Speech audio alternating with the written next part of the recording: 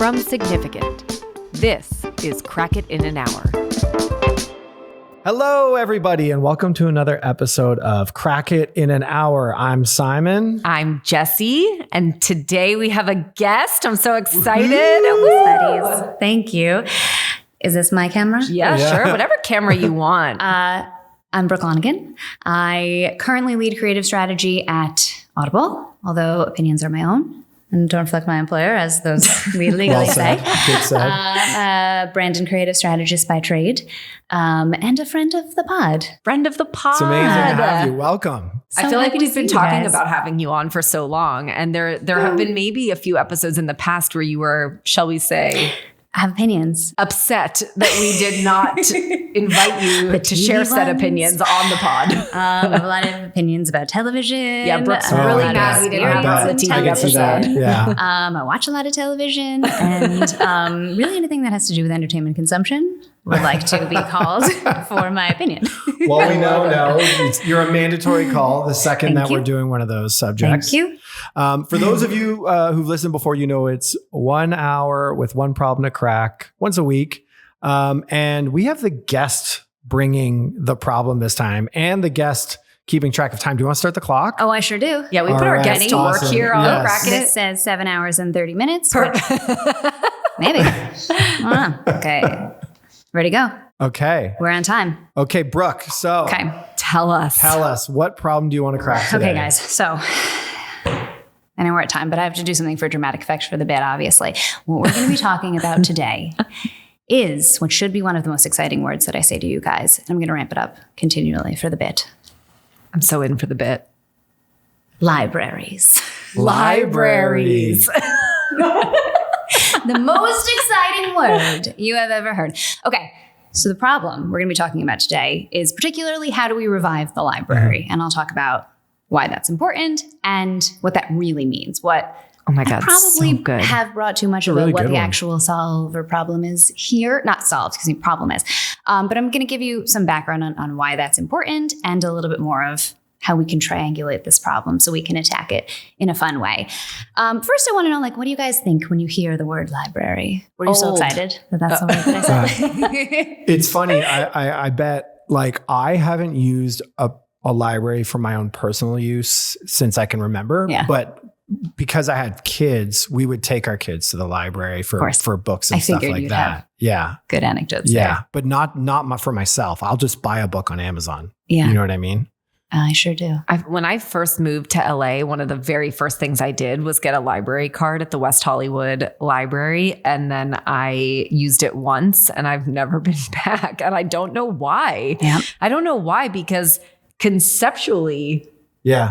I'm obsessed with the concept. Yep. Also, but it's just not in my Yeah. mind. Yes. my aunt she retired. She was a librarian. So I have some Ooh. inside knowledge of Canada specifically. Okay. Where The she Canadian worked. library And scene. what was the Okay. deal going on there? So Okay. this is a really great one. I did not look into Canada. Yeah. However, what you guys are experiencing and what you're saying is a really common misperception about libraries today. We all have what a thought in our mind of what we believe libraries are and what libraries do.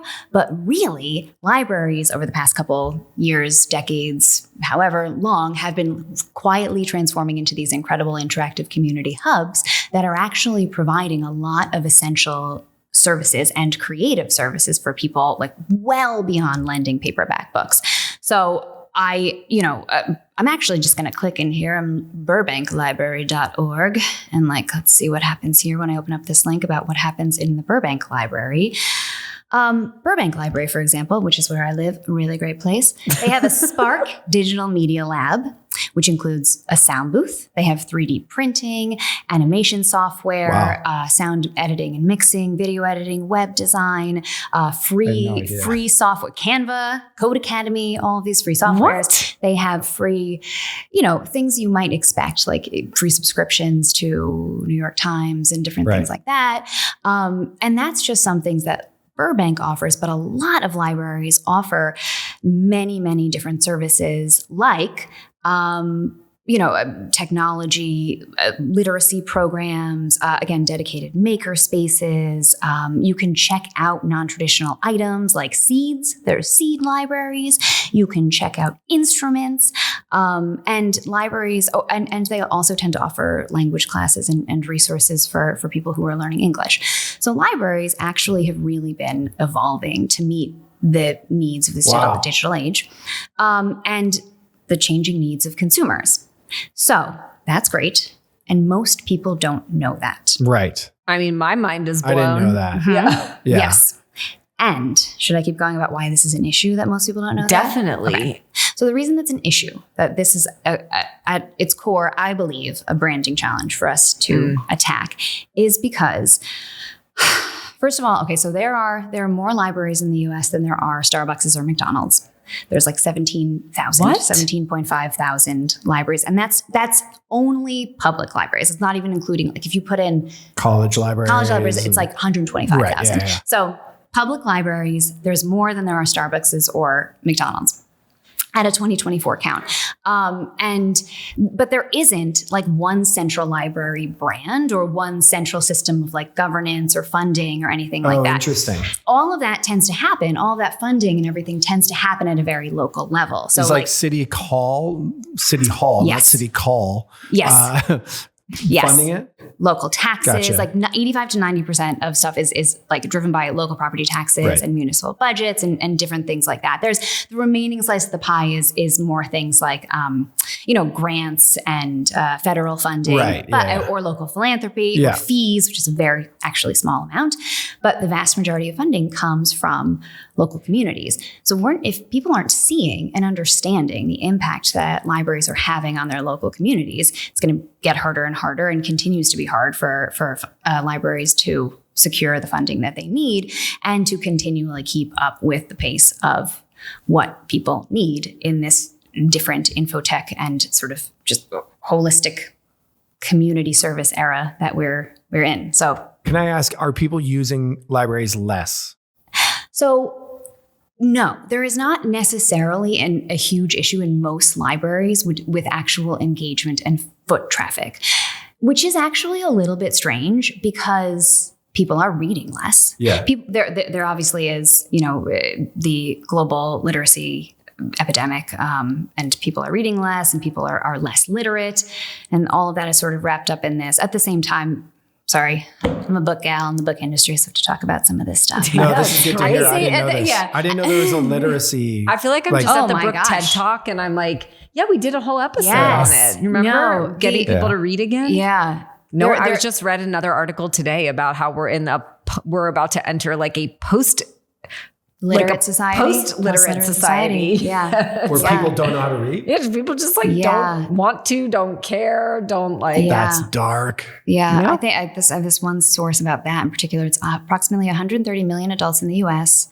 or 54% of individuals aged 16 to 74 read below the equivalent of a sixth grade level. Yeah. Jeez. Yeah, and But- that has a major economic toll too. Yeah. But Of course. I do Yeah. think, Woof. I'm very pro reading Yeah. and I love reading, but I can also objectively say that there are other ways to learn, which I think is which is sort of what the library expansion is proving, So like, I don't look Yes. at, the decline in literacy makes me sad for many reasons. And Yes. also I think books are just one of the most beautiful ways to spend time. So it makes me agree. sad on a personal level. But if I just like think about the library, I think it doesn't have to be about the book. And what you said at the beginning, truly, I knew that there were other benefits to the library. Like I remember Yeah. days when people would talk about like resume building help and like Yeah, things that were sort of exactly. like resources. And I have to shout out another friend of the pod, Shada, because she has talked about this topic a lot, about the library topic. And she's like, people need to know what's at the library. And I think she told me that libraries, even some libraries you can rent tools. Yeah, you can rent From tools at them. some. Really? Yeah. And so, yeah, I think LA, what's yeah. interesting is library equals book, but at the end of Yeah. the day, what it is a community resource. 100%. And I think people don't, in this country at least, don't not only don't understand the concept of community resource, but maybe just don't even consider it as something that actually exists that we can take advantage of. Well, where do you it's interesting to hear all this because I don't think you're saying this, but like you can't foot the blame on people because I don't think they have any understanding of having that relationship with a library, right? Totally. Like literally like I'm going to imagine the way I was introduced to libraries was probably somewhat similar to you, which is that like maybe pre-K, but kindergarten's the first place that comes to mind is you go to school, you go to the school library, you take out a book, and that's essentially kind of the pattern that sticks in your brain of what your relationship to a library is from till the rest of time, and you don't ask any more questions of much else of what it can do for you. Like that's Did you guys do the summertime thing where you would have like the summer reading challenges and you would get stickers and then potentially pizza party? Totally. Yeah. That's good shit. Yeah. Yeah. Sorry. Or maybe like we have to bring that every back once in a while there for was adults. also like community readings when you were really little. You know what I mean? And like we'd bring our kids to that stuff and stuff like that, you know? But like, it was very book centric.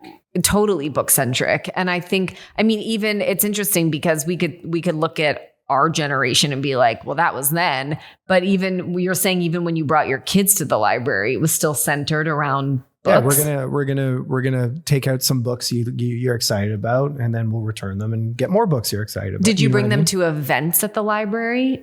Or mostly you guys did it on like... There's a library not far from us. It's about like, it's like, you know that distance where without kids you'd walk, but when you have 5-year-olds, you're like, I'll get in the car. Yeah, you know what I mean? Like it's like you're not going to be able to handle this. I have a really difficult 5-year-old puppy, so yeah, exactly. He just want to walk. Basically, completely the same. But Sorry, it was not like the same it parents. was that. It was like it's close enough that there's nothing to do. Let's go to the library. Let's check out. Let's see if there's something that interests you and stuff like that.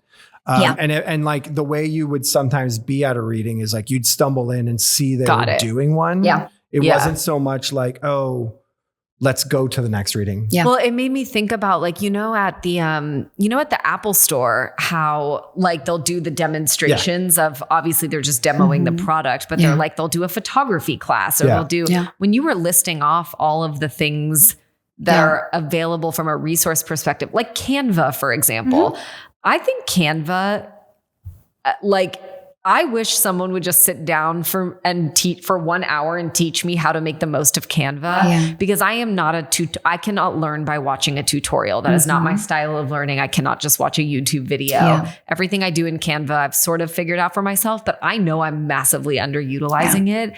And and I don't know, maybe they do this, but like instead of just doing book readings, like are they demoing some of these tools they have, animation classes, or like, I don't know. I have no idea. So I think sometimes, yes, I think sometimes they are staffed to do things like that. But then there are other epidemics at play here, like volunteerism, and there's not a lot of volunteers, and there's a lot of young people, especially in these kinds of settings where they will volunteer, but on a project basis and like jump in and out and not necessarily be like super engaged with the library long term, which then puts more of an onus on the existing staff to like teach them and to unload them. And so that, again, not that there's anything wrong with it, but I guess we're like, when I look at this, I really do. And I think we've already sort of said, I think it is a branding challenge, of course, because there is so much perception.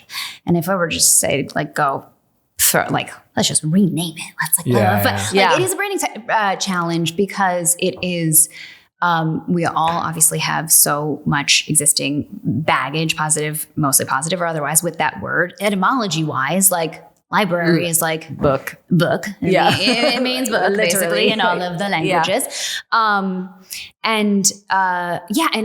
what I think is really interesting here, as I also have talked to people about like anecdotes about how they're using the library and the resources, is every time they tell me what they've done with them, I'm like, damn. You're cool. Like you are cool because you did that. Who are the people that you typically find who are doing that? For creatives in the creative community or in like actors and things like that. So for example, our friend Sasha, who you know, who's a copywriter, amazing strategic mind, endlessly curious woman, went to the WeHo Public Library. I left my phone over there, but she told me exactly what she did. But basically, they have some technology where you can learn how to create a public access TV show. And you can, and all of the stuff is there to shoot it and to edit it, and it might get on air. Like you can go to WeHo and like make a TV show. And now My Sasha, local library? yeah, and now Sasha, who is a creative, who obviously works in huge global work, can also knows how to make a public access TV show. And that's what I think is like really interesting if you look back at the suite of everything that that libraries have to offer people. Fundamentally, you know, there's a couple different ways we could skin it. There's a couple different types of people we could target it to, but it makes you cool. It makes you more creative. This is like a classic audience reframe. I know. Who you think the library is for versus Think who's again. You think again. Think again. You got a point. You got to think again. Yeah. I can see one of those It's like a cool spot. Cool. Yeah, exactly. Yeah. Hey, what are you doing? You got to drop your eyeglasses a little bit, sunglasses. we're gonna do one of those like classic ask people to draw who they think like goes to a library, you know, and everyone's drawing like grandma, and you're like, actually, check out this guy. check out this cool He's person. cool. But it's just us. But I do, Me. We're actually at the library. Got a problem with that? But I think, look, I don't think it would be enough, but I do think even that alone, telling quite literally the stories of the kind of people and the kinds of things that they're doing, it's not enough to change behavior, because it's such I think you both have to reframe the perception, but also figure out how to interrupt somebody's known path to whatever that is that they're trying to do. Because if the instinct right now is like, I want to do this thing. Okay, I'm going to go to YouTube and then I'm going to go 100%. Do a thing. Like, how do you be like, I think check out the library. From books all the way to public skills and trades learning. Like, I think that the biggest kind of like headwind is convenience culture. Yeah. Do you know what I mean? 100%. Like literally, like to your point, like if I need to learn how to do something, I go on YouTube. Yeah. Sadly, and I'll be honest, I'm a bit tight, so this isn't always the case. But like if I want a book that's already out on paperback, I'm probably not paying for hardcover.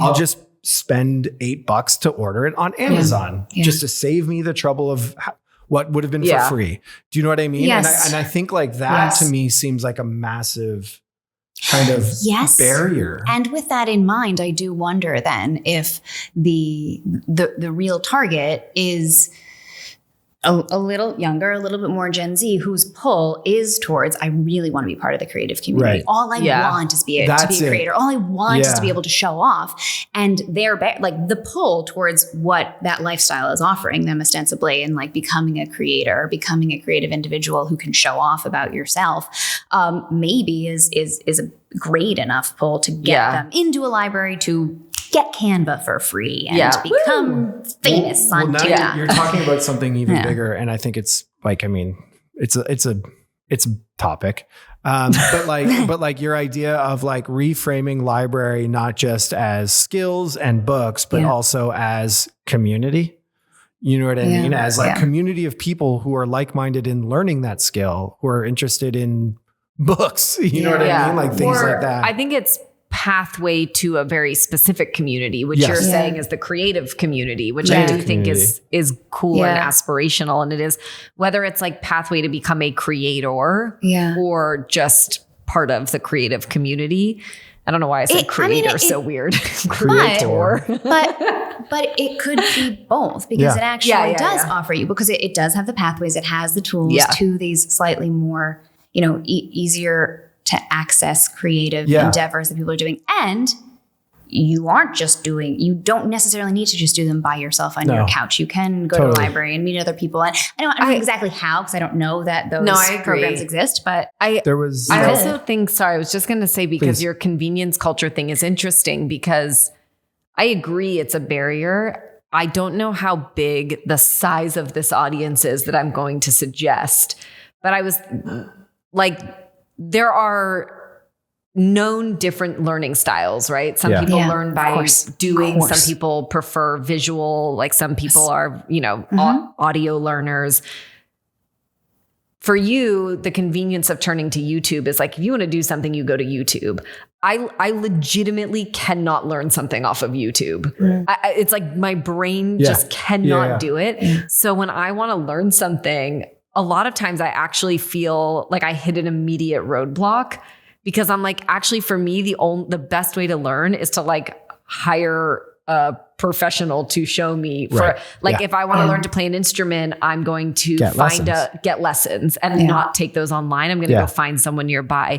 And so, and I know there are a lot of people who are like me, it's a style of learning. And so actually a library is the convenience version of that, but I never thought about it that way. And so I don't cause I literally will get stuck and be like, well, I want to learn to knit, but I'm watching this YouTube video and I'm just like, this makes no sense to me. I literally have no idea what's happening here. But that would require most of what I'm talking about to be class-based at the library.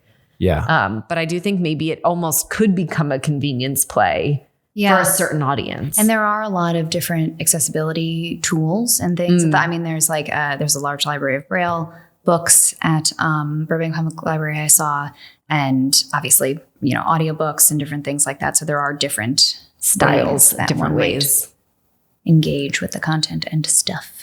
You to your point, how many of those things do you come across, let's say a year, where you're like, oh, I want to try that? For me, a million. Yeah. There's so many, but every day. Or I'm just I want to learn how to make pottery, or I want to learn how to do this, or I want to learn how to do that. Some of them I'm obstructed by equipment like pottery. Of course. But everything for me always turns to, well, okay, I have to find a class, and then I have to sign up for it, and then I need to find a teacher, and then I need to do a thing. And it actually becomes more of an inconvenience than a convenience. That's what I was going to say is, do you think the library solves for that? Or do you think it's another part of that? It's a good question. What I think would be interesting, what I would genuinely get on board with is if and God knows they put this in my mailbox already and I just immediately throw it out. But if the library if they literally dropped a thing that was I don't have to go sign up for something. They're like, hey, on Thursdays, we teach pottery classes. On Tuesdays, we teach knitting. On Fridays, we do Canva demos. I'd be like, I'd show up. My massive bias was when you mentioned your friend who's creative and strategic and really smart is I literally thought when you go classes at the library, I literally go, that's probably for senior citizens. That's the bias in my head. And I'm just being honest about that. Yeah. You know what I mean? And I think that's something you'd need to overcome to convince me 100% to show up 100%. Because I'd be like, well, it's probably going to be a little set up specifically for them. You know what I mean? Too slow for science. I'm like, keep up, gang. Keep up. I think what is true and will continue to be true and what should continue to be true about the library is, of course, that it is accessible to everyone, and it's going to have, should be. And it should be, and it's going to have sort of varying,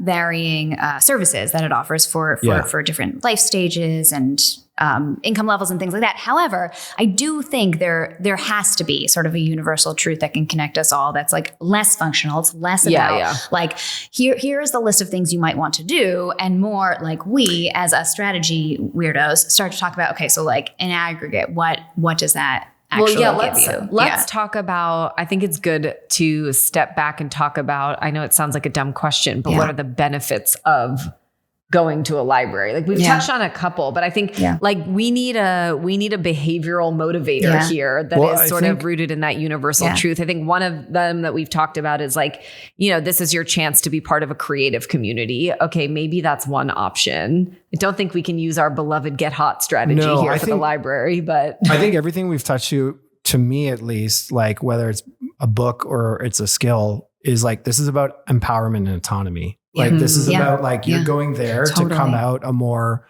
empowered, autonomous individual, whether that's because 100%. You're going to take a lesson on how to do something, or you're going to read a book that changes your worldview. You know what I mean? what if you take that one step further, and given how much entrepreneurship is on the rise, you start to talk about the library as like the center of entrepreneurialism.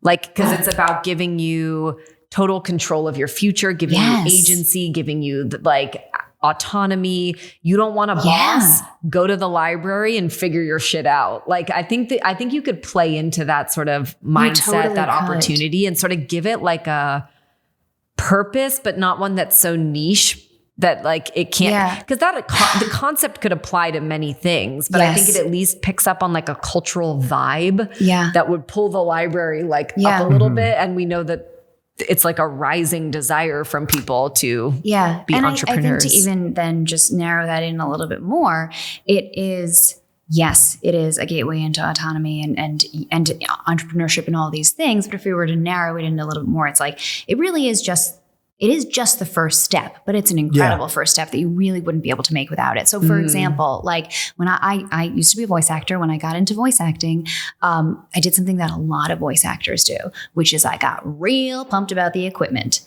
And I bought some equipment. And like, I didn't really need to do that right away, but I was so excited about it. And I could have not. I could have gone and gotten to know the equipment at the library. I could have gotten to know different types of mics and how they reacted to my voice. I could have gotten to know whether or not that was something I wanted to invest in and taken that as a first step too. But there's also a lot of people who don't have that opportunity even to just jump in the deep end and take that first step. And this actually lets you do sort that. of like, I don't think this would be motivating to people, but I actually really like the idea of the library being the antidote to impulse culture. Like, because even certain hobbies that I think about where you're like, ooh, I want to get into that. And then you like get all the stuff and then you're like, I don't like it as much as I don't thought. actually like that as much as I thought I did. Maybe like impulse consumerism, but leaning into impulse culture. Because or like maybe side quest culture. That's interesting. Because we love a side quest. We love a side quest. And that is really fun for people to just like pick up new skills here and there and to be able to talk about them and things like that. And they tend to lead to excess consumerism. And we have a whole bunch of stuff around that we didn't need. Yeah. But go to the library. I like that. It's like feed into people's impulse to side quest on a random thing they want to do, but be the antidote to impulse buying. Yeah. Where you might be like, I just like wanted a little, I was on a side quest, but I didn't really need to like make that my full quest. Yeah. Or I certainly didn't need to spend the money on it. Yeah. I like that. I think that's fun because I think everybody can resonate with that. I think so too. How many people have things lying around the house that's like the dead hobby. I feel like I have a hobby graveyard in my home. It is like truly. There is a 3D printer. There is soldering equipment. Yes. There is knitting stuff all over the place. I just threw my knitting stuff away. I'm sorry, knitters. I still have the crochet stuff. Listen, I got really good at knitting one pattern in one single straight line for a really, really, really, really, really long time until it was too long for a scarf. And then I was just like, well, I think I'm done here. I made all the scarves I needed to and gave them just away. One single straight line that just went and went and went and went. And then I was like, I don't really know what else to do at this point. So I think I'm done with knitting. I have a thing where I like to get just that good at something. Yeah. Like I like to be like, well, I can do it.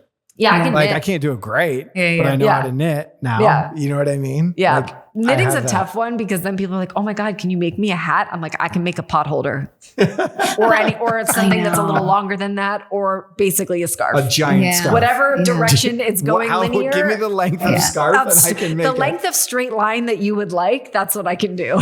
I'm like that too, though. I'm honestly partially just because I like to know about stuff. I'm so curious. I can talk to people about stuff too. Yeah. Like I'm like, I hate missing zeitgeists. I hate missing like fun little communities and what they're up to. So I'm like, I gotta learn about this so I can talk to you about this thing. Brooke, do you go to the library?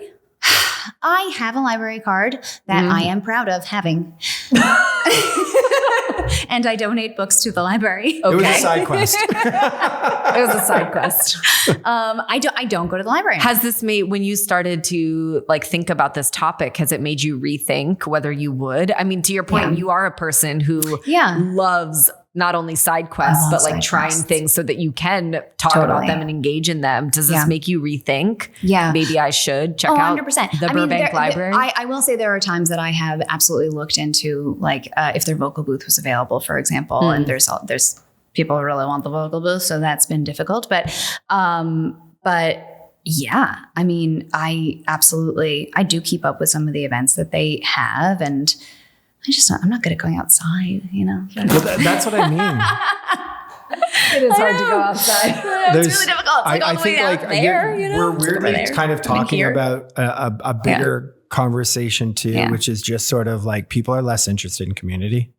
Like, I just think that 100%. Like community touch points aren't like, I'll speak from example, but like, I don't think I truly participated in community until our kids got into kindergarten and we started meeting people through that school. Yeah. And then Little League, meeting people through Little League and stuff. Yeah. But it was like kids are what dragged me into literally my neighborhood actually feeling like a community where now like, if I'm on a street within like 5 blocks, I'll like walk by a neighbor that I know and stop to chat sort of thing. Yeah. And you have such a perfect cul-de-sac. Totally.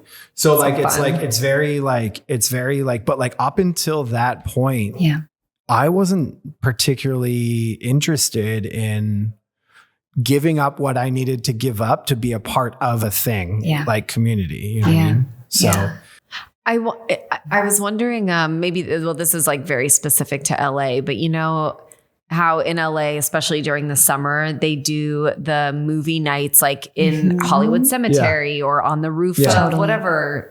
Somewhere in downtown. Exactly. Somewhere downtown. I don't think they do one at the library.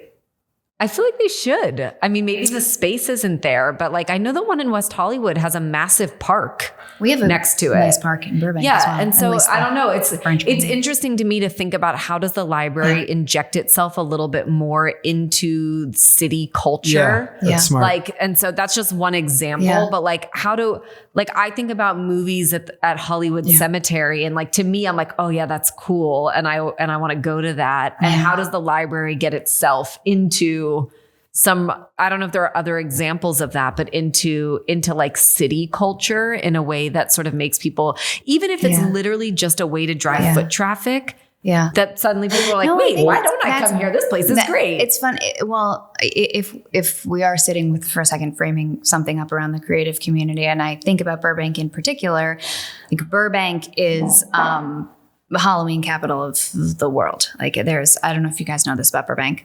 Like we have like the most Halloween stores per capita of like anywhere. Yeah. And I didn't know it was in the world. Oh, it's like the best. I don't know if that's true, but I think it's true. Burbank's the best.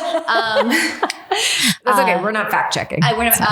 But no, we have tons and tons of Halloween stores, and Burbank goes all out for Halloween, like because there's all the people who work in studios and prop masters and things like that. So there's a whole map, the Burbank Halloween map, and over Halloween you can like see people's houses and how they decorate them and things like that. So this is more just one of those classic strategist things, like, well, how do we point the tools of the library towards that enormous shared cultural moment in Burbank, which is Halloween, and help, like, you know, here's the thing about how you can use our large format printer to print out scary eyeballs for your front lawn, or here's how you can. Yeah, that's an interesting thing is basically at the end of the day, a library is a resource. Yeah. So what if you take all the other things that are happening in a city that people already know about and are already excited about, and then position the library as like, here's how we can support that thing. Here's how we can because we're literally a resource, but you're kind of bandwagoning off of like all these other moments. But it's almost like reactive social, but in the real world where you're just like, cool, this is happening. By the way, you could use the library to do blank, or here we actually already help these guys do X, Y, and Z. Did you know? Yeah. I feel like that's a cool way to just at least expand people's understanding of what's possible. And that's where the funding comes from locally. And if people are seeing like, hey, this is really having an impact in how I experience my local culture, and it's additive to the local culture of Burbank and the thing that is most important to us at Halloween, like then people are going to start to advocate for it more and maybe want to pay more taxes for it. But I also have another idea for the Burbank Library. Okay. What do you got? I think a lot of scary movies have a library scene. And so I feel like during the Halloween hoopla in Burbank, they should turn the library into a haunted house situation. Yes. It would be scary. I like that a lot. Yeah. That's my idea for It's better Burbank. than doing murder, which is where I thought you were going with No, that. not do murder in the library. Not Kill real people murder. in the library. And then someone from Burbank disappears. And then the press comes, and then we talk to them about how great the library is. Then we launch a crime podcast trying to solve the unsolved murder in the library. It's the long Wait, game, actually, guys. this is a good rollout plan. I like this. This is the Second long thought, game. let's do murder in the library. This isn't Yep. really a branding solution, but like, is there any way, is there an opportunity to build a habit? You know what I mean? Like Yeah. a library going to habit sort of thing. Like, you know, every Sunday morning I go shopping and I like to shop. I'd prefer it over ordering groceries on Instacart and stuff like that. And it's a habit and it's kind of why I keep going shopping sort of thing too. And I'm just wondering, like, is that, especially given the headwinds of like what you're saying, which is like how much it requires you to go like if you went from, you said like, I'm interested in a different thing every day, but then basically what you say is essentially is like the friction gets so much that you kind of go like, forget it. Yeah. You know what I mean? Pretty much. And, And like, if you reframed it instead to be in a way going like, go to the library, find that thing, and good news, it's right in front of you and you can just start doing it and do it once every 2 weeks or something. I don't know. Yeah. I mean, You know what I guess that, you know, a habitual thing that already exists to do with what happens in the library is like book clubs. Yeah. Do those already exist at the book club? I don't, I would imagine they must, some right? must. Yeah. I apologize for my complete ignorance on this. It's weird because I didn't look as much into the book community at libraries. I was thinking about all the other stuff. But there could be something in that if it doesn't exist as much. Again, it's more about like, how do we, and maybe there's a wellness angle to it again. It's mental wellness and learning, and I don't know. I know we haven't talked about the books as much, but since we are talking about it was making me think about what you were asking, Simon, made me think about how Barnes and Noble has sort of had a little bit of a resurgence, especially among Gen Z, because part of what's cool about it is it's like a coffee shop that's a book empire, like a book emporium. Same thing that I liked about it when I was a kid. And now like I go to the one at the Grove a lot, and like you can just hang out there and read a book and get coffee. And like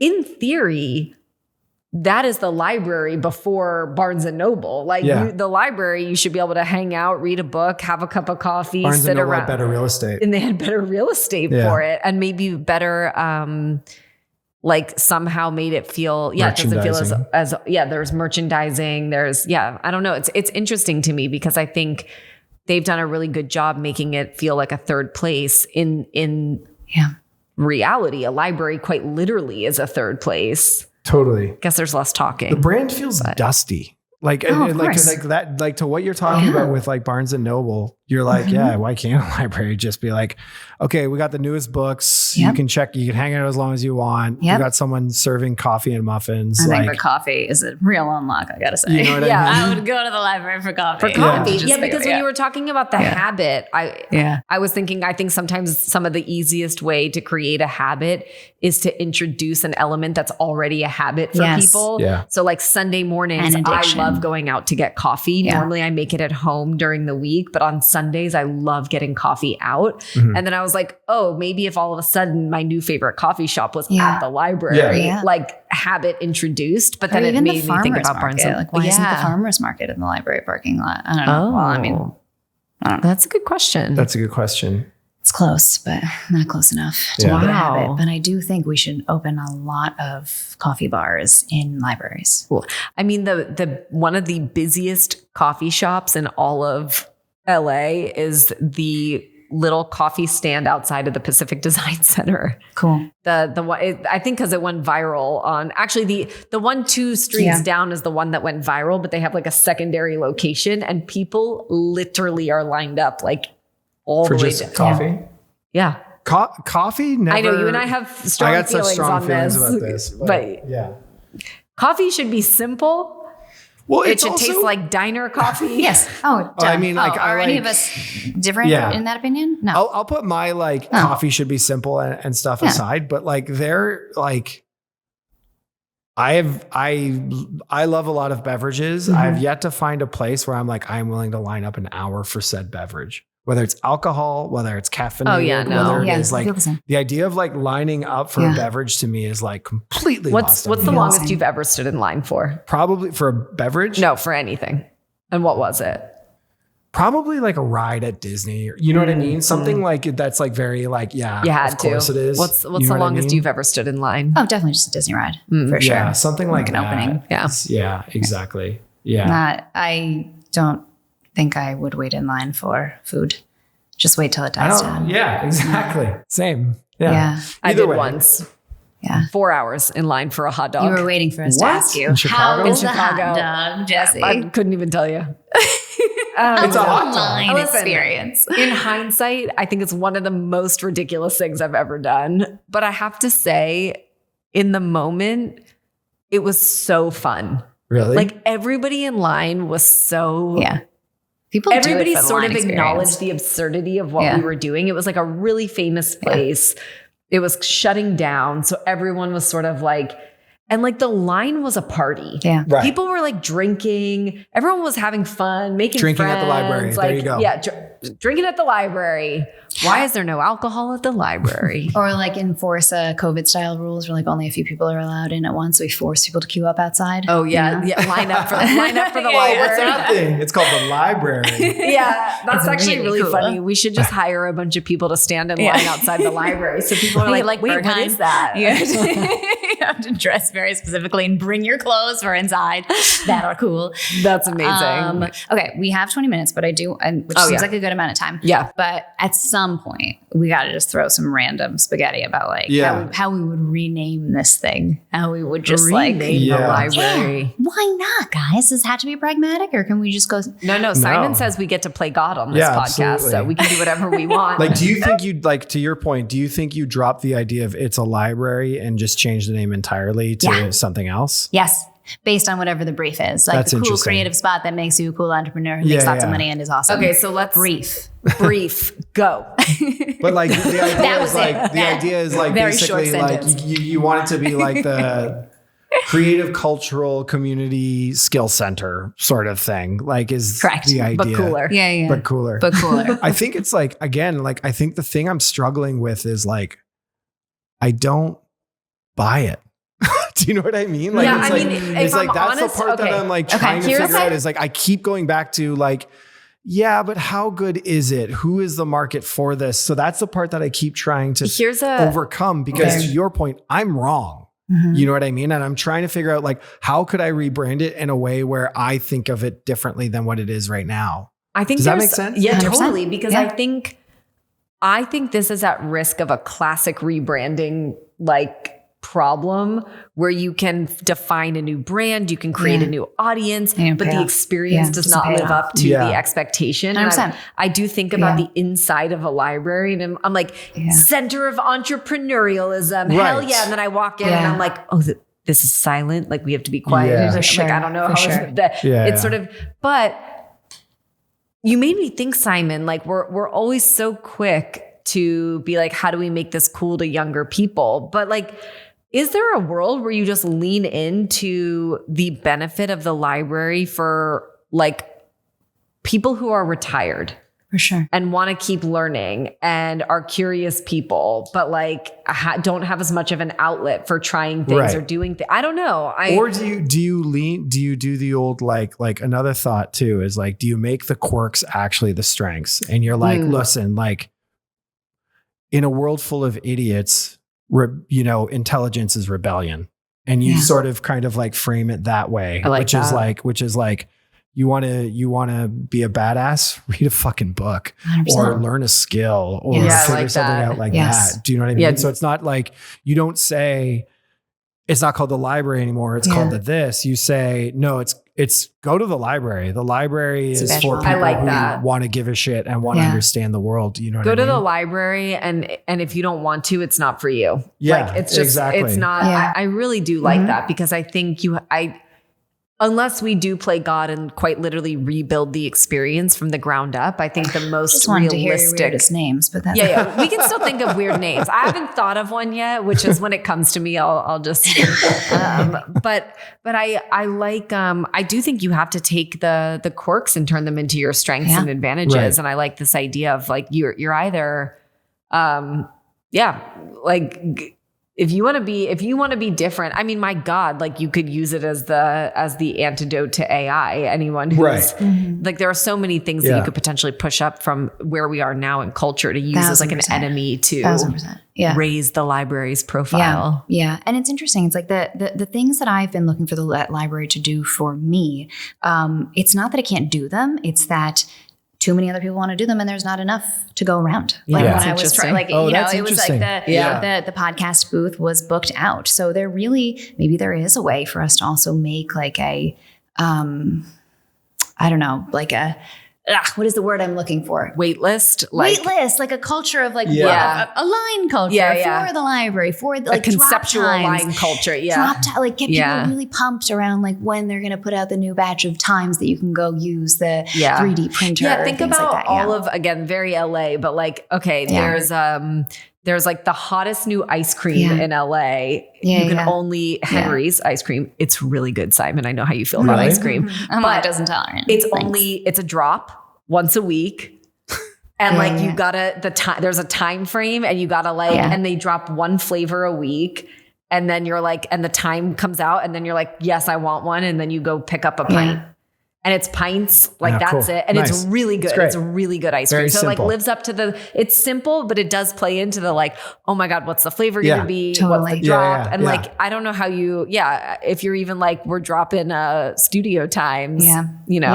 Yeah. And there is, I mean, I hear your point about the product not necessarily paying off in the experience as we're, you know, my brief was leaning into like super cool, awesome, amazing, fun enrichment place.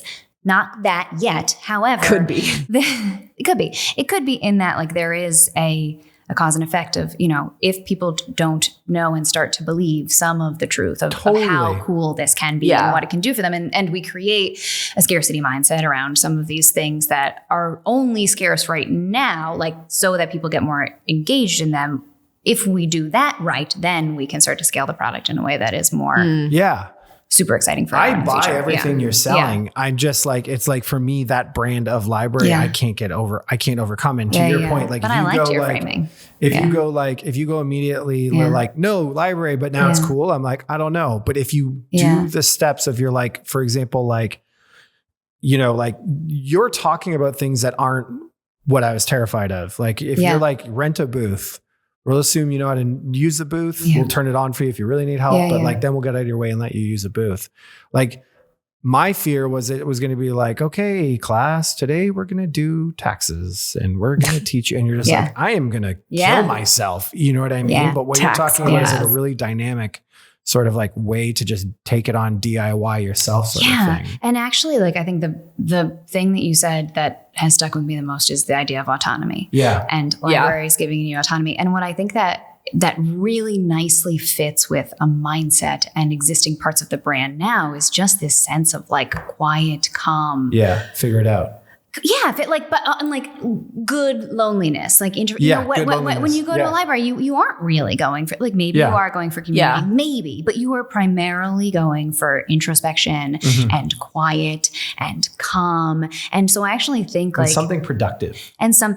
So I actually think like your idea of building on that with a sense of libraries giving you more of a sense of autonomy is more correct to what the existing brand is, because it gives you autonomy. I mean, it feels singular, and obviously it is singular.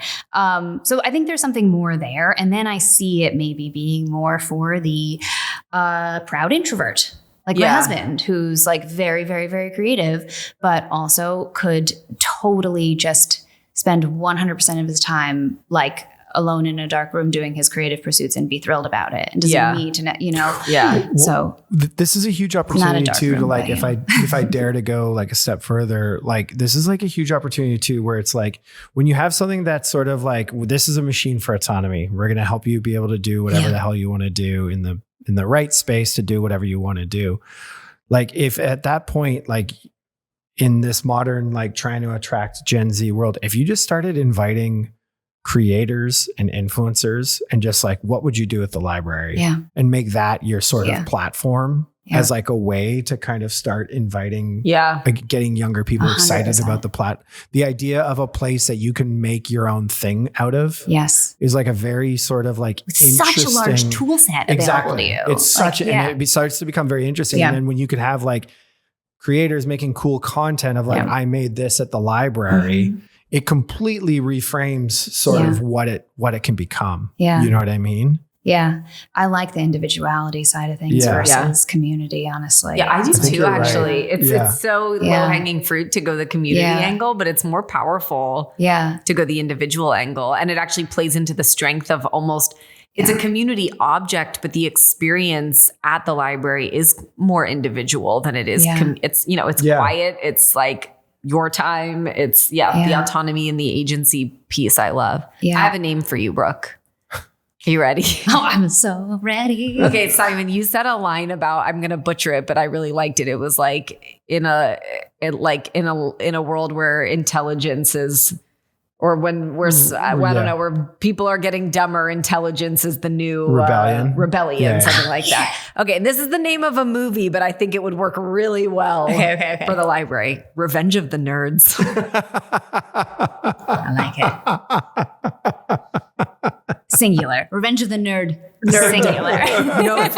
no friends. Not affiliated with the movie. Not affiliated with the movie. ... Nerds are not bad. That's not meant to be. Not meant to be an accusation. Not an accusation. Actually, super cool. No, Yeah. we know nerds are cool. Yeah, totally. Obviously, it's Yeah. right, like That's my pitch. That's Yeah. all I got for you so far. I hope that fulfills your desire. I thought you were for going to go the Star Wars route with that. Like you said, it was about rebellion and what, like I don't know, Star Wars Rebels, like just for, Yeah. I don't know. Library Rebellion. Just rename it the Rebellion. I don't know. Rebellion. The Rebellion. Well, it's funny because like it's like as like, you know how like NPR kind of got dragged into like a political, like if you're wearing an NPR shirt, it's a bit of a Yes. political Mm-hmm. statement at this point.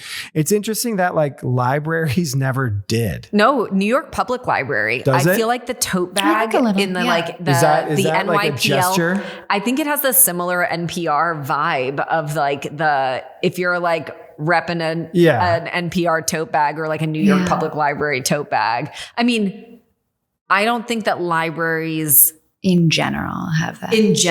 but I do think Specific that did brands, happen, yeah. whether it was That is the biggest organic library or in America, though. yeah. So that's like Yeah. also like It it having represents- its own brand. It's the probably daddy makes library, sense, yeah. Of all But the like library. read a book is like such a Yeah, it's a political it's statement. such a it's a statement, but I feel Yeah. like it's not necessarily affiliated with libraries. Does that make sense to you guys? Like, or am I crazy? Wait. Like, But I'll read give a you- I'll book give is you a perfect read a example. book It's is a like, political if you statement. to hang out, like I love with my wife, but I have a joke with my wife, which is like, I'm like, she wears like, she has a great fashion sense, but she has a lot of like when she's hanging out at home, like a shirt she's going to wear is either going to be like some form of either place she's been Mhm. or like a pseudo political statement veiled as positivity. Okay. Do you know what I mean? Can I give an example of one of those? Like that's Literally such like a a specific shirt fashion that sense. says I like love read it. a book. Okay, and you're okay, like okay. Nice. on the surface, Okay. that's like, yeah, we Yeah, should yeah, all yeah. be reading. Really, it's urinating. Underneath it, it's like you be idiots. smart, don't be stupid, and Yeah. like keep an eye on what was really stupid good. people are saying. Intelligence matters. Yeah, exactly. Literacy is important. You know what I mean? Yeah. Or like Yes. she has one. It's like, like all the- specifically not read books. Like it's No. read a book. book. Yeah. She has one that's very, very in the weeds. That's like it just says 1976 in very like beautiful numbers.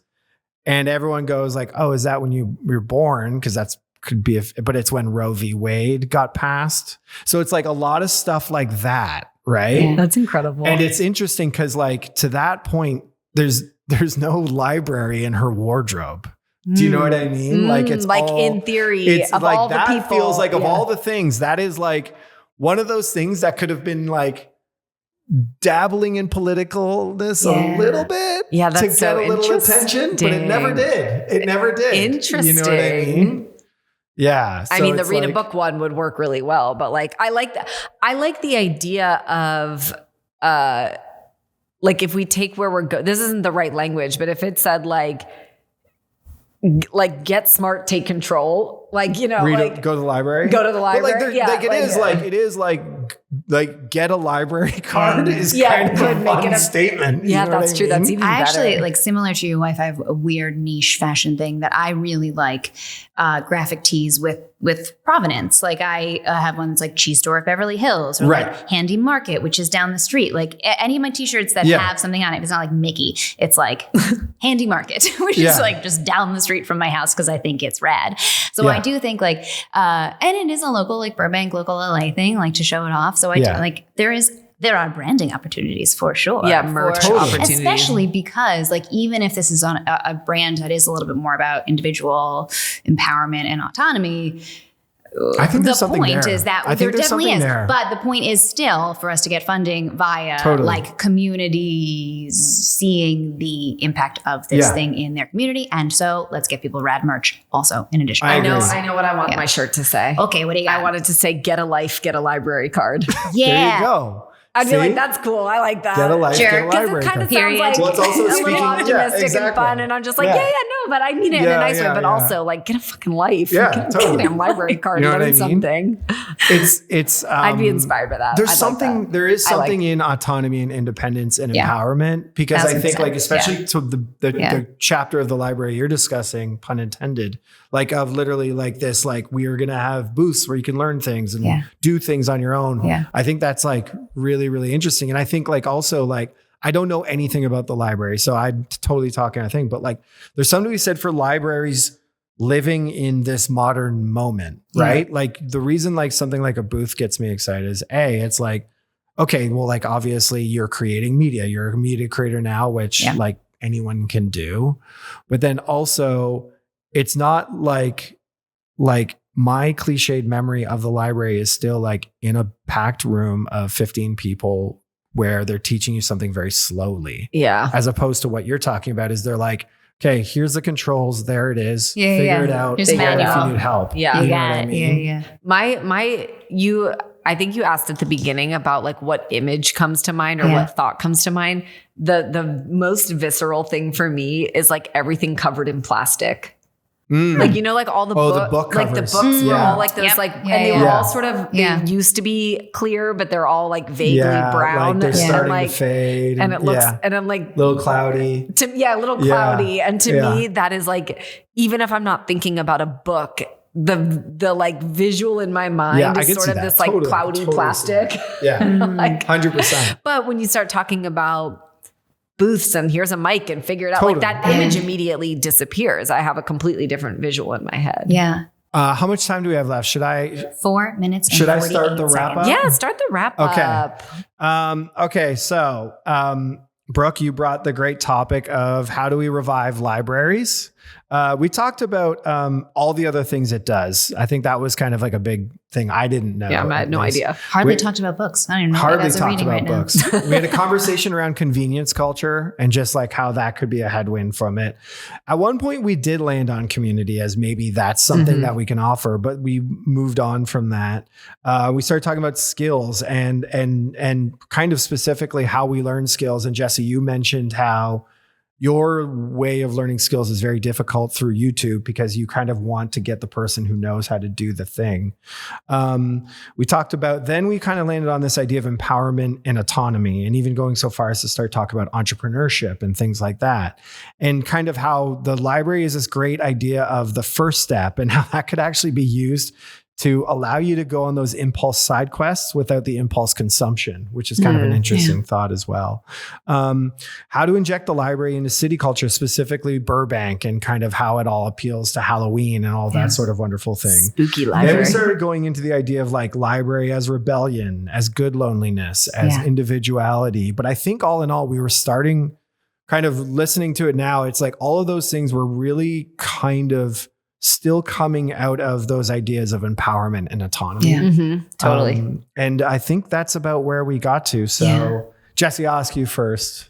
Did we crack it? I think that we have found the right door, or at least the door that I fully believe in. Yeah. I think now I'd want to go write what is the autonomy strategy that actually would guide a reframe of the positioning of the library, maybe some of the design, the behavior change that comes with it. But I feel we have the hook. I think so too. I think that feels really, really right. Because also, like, there's a part of me right now, I'm almost weirdly daydreaming about the feeling of sitting in a library by myself and being surrounded by that almost like visceral quiet that feels so good. Yeah. And, you know, and just thinking of that as also a place where you get to escape from the constant noise of everything, but then have the world at your fingertips to try to do so much more for yourself. Again, it's a little bit much. And as I said it, a little bit overpromising. I like the side quest culture angle a little bit more where it's smaller, but I think we're in the right area. I think. What do you think, Simon? Yeah, like I think I'm with you, which is like, did we crack it? Like, I'm not like done, but I'm like, I think we're like at the start of something that goes like, oh, that's an interesting reframing of it. For sure. I would love to kind of think a little bit further about the cultural kind of like zeitgeist of it all, because like I believe it on a personal level. Yeah. But I also know I don't speak for all of culture. You know what I mean? So like I would just like to explore that a little we bit. might have had quite a coastal point of view here on library. Yeah, for sure. Yeah. But it's interesting because like to your point, even about the library in Hollywood, like, is that a Hollywood specific offering that they might not do in Chicago or in a small town or in a, you know what I mean? Yeah. You mean like the booths and stuff? I think that one is a specific offering, but I did read that many libraries are evolving to meet more specific needs and add programs like this. So it's that's why there's so too many to list, like from seed library to tools. Yeah. You just find hopefully whatever that local community needs the most. Man. Yeah, we didn't talk about this. It's interesting how many things too are also have kind of like quietly become private sector. Do you know what I mean? Oh, yeah. Like, for example, like to your point, when you start talking about tools, I'm like, I knew Home Depot had classes I could take about like how to build a so-and-so, but I never thought the library would. Yeah. And it's just probably because they're just a lot louder and they have my specific attention related to that thing. Yeah. It's just interesting. And none of us are tapped into our communities the way we used to be. Sorry, just one last thing. But on that point, it's the library could potentially suffer from a little bit of too much to too many people. Yeah. Like, because at Home Depot, I'm like, Home Depot's like, not only am I going to teach you, but then there's the 2x4s are back there and the nails are over there and the things are over there. And so you can walk out with everything you need to now go do this. And it makes sense. I think the broadness and breadth of what the library offers is clearly one of the biggest misperceptions, but also could make it a challenge in the repositioning because it's like, which I think the entrepreneur and autonomy angle helps with that because it allows you to like kind of wrap everything. But anyway, you just it encompasses books as well. There's also like a deeper thing. And like, I don't want to pull the I'm not from here card, but I will, which is like America's relationship with public services is very weird. Oh, I mean, like I think America looks at public services as crazy. It's a real stigma attached to it. Anything from public transit to you name it, it just feels like people are just generally like down on it. You know what I mean? Yeah. But that's a conversation. But go to your local library. Exactly. It's dum-dums. Cool. Yeah. But don't try to use the vocal booth because I want to rent it out. Don't rent Brooke's vocal booth. Brooke, thank you so much. Thank This was terrific. That was really great. I want to pick up that other conversation next. We can talk about local community engagement. Of course. That was fun, guys. Awesome. Thank you all for listening, and we'll see you next time on another episode of Crack It. Bye-bye. Bye. Bye. Thank you for listening to another episode of Crack It in an Hour. If you like the show, please don't forget to rate, review, and subscribe wherever you listen. If you have questions, thoughts, or feedback, shoot us an email at hello@crackitpodcast.com or on Instagram @crackitpodcast. Music done by Michael Anastasi, cover art shot by Mick Mint, and all things audio and video taken care of by Nathan Nash. See you next time.